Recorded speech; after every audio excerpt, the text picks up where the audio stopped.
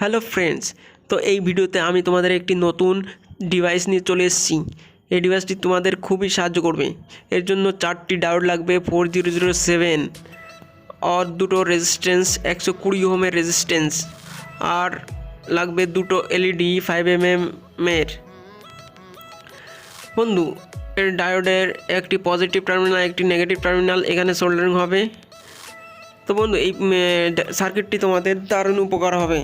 আমরা অনেক সময় হয় কোনো বোর্ড সারাতে গিয়ে যে বোর্ডের কোনটা পজিটিভ আর কোনটা নেগেটিভ এটা বুঝতে পারি না, কিন্তু এই ডিভাইসটি তোমাদের খুবই উপকারী হবে।